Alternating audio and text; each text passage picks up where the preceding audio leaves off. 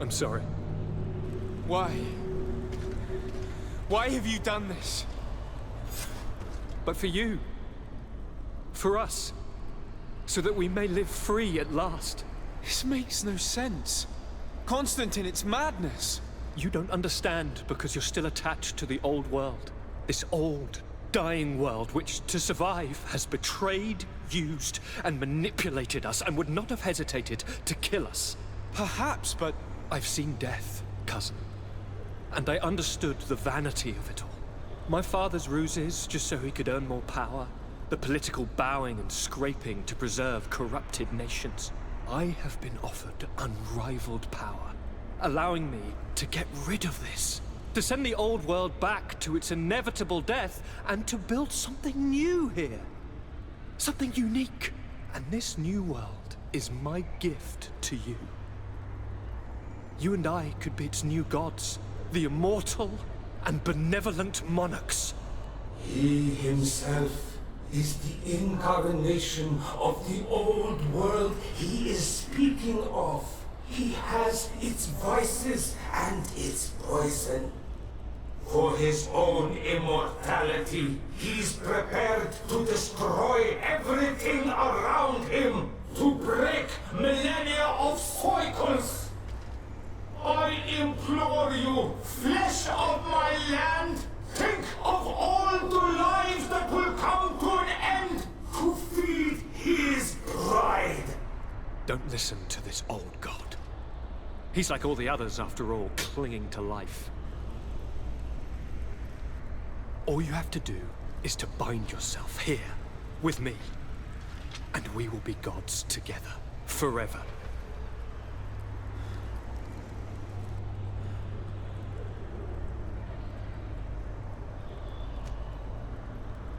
Come.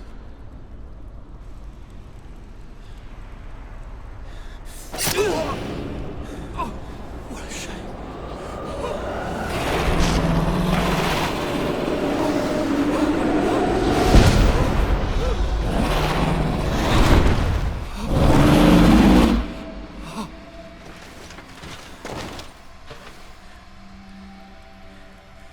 good night, sweet prince.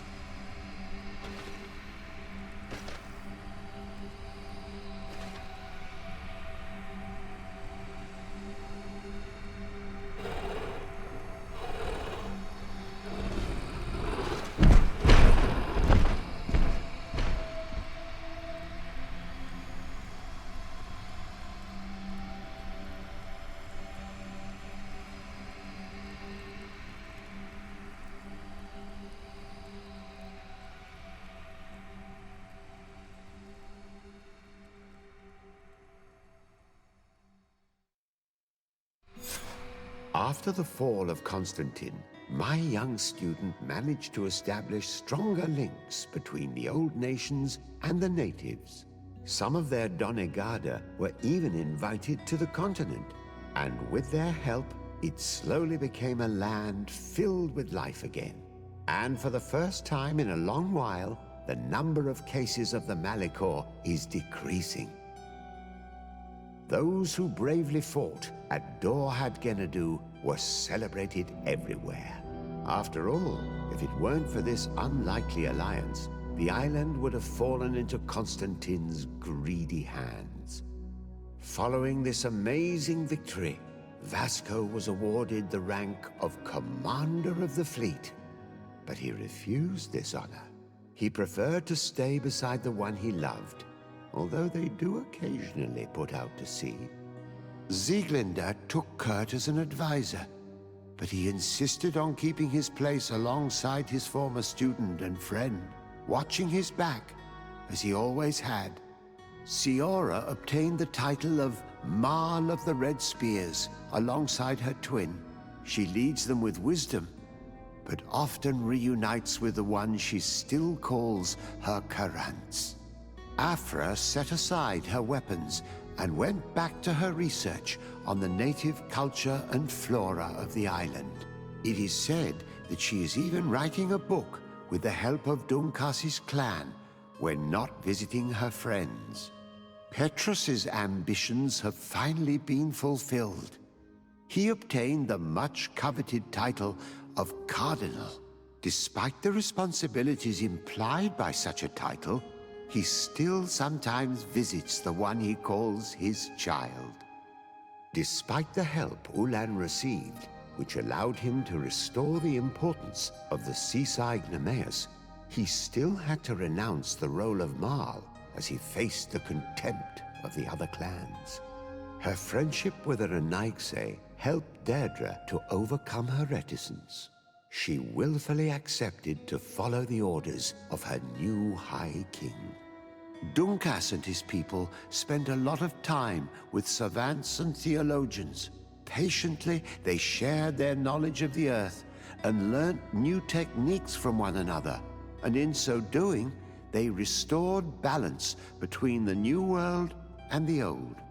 Following the investigations revealing the horrifying practices of Dr. Asili, the Alliance changed their methods and even appointed an ethics council to oversee the work of its scholars. The public revelations of Saint Matthias's life led to a deep change in Teleme. The Ordo Luminis was dismantled for good, and the missionaries' purpose is now to establish dialogue rather than conversion.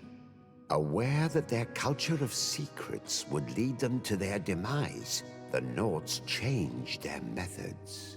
They welcomed numerous new recruits amongst them, notably natives. Under Sieglinder's control, the Guard returned to the honorable values that had made its reputation. And they did so all the more easily, now that their shadiest members were out of the picture.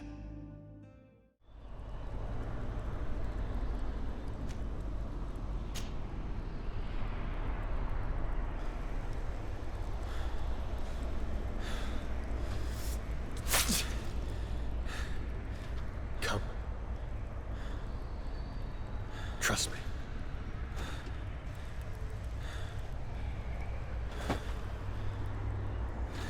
You won't regret it, cousin.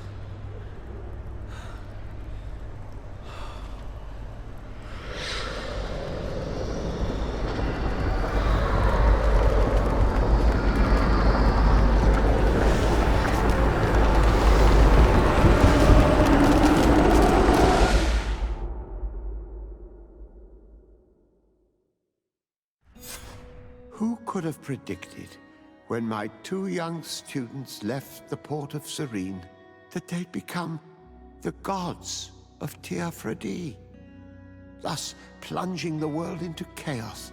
Certainly not me. So it seems that I am a poor teacher.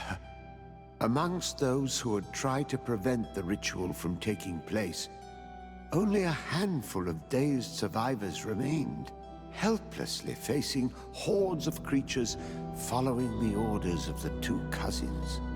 Afra and Petrus, former rivals, fell together. They couldn't accept this treason from the one they believed in. As for Vasco, he managed to run away and join the Nort fleet. Rumor has it that he went to their island, his heart full of bitterness, and never left it again. With his help, Kurt managed to leave Teofredi, but only to die on another battlefield. Siora had done well to go back to her sister, who tried to lead a rebellion for a while, but just like the rest of the clans, she eventually acknowledged the power of their new gods. Exiled from the island, all our nations sunk into a state of constant warfare, each accusing the others of being responsible for their terrible defeat. The congregation is now on the verge of falling, and I have no doubt that the others will follow. The lives which haven't been taken by war will be taken by the Malicor. On Teofredi, the Norts report that nature has reclaimed its rights in the cities. After a period of chaos that saw the death of many rebel islanders, the survivors reportedly all ended up acknowledging the power of the two cousins. But sadly, this is nothing but hearsay, since the news we receive is scarce and getting even more so.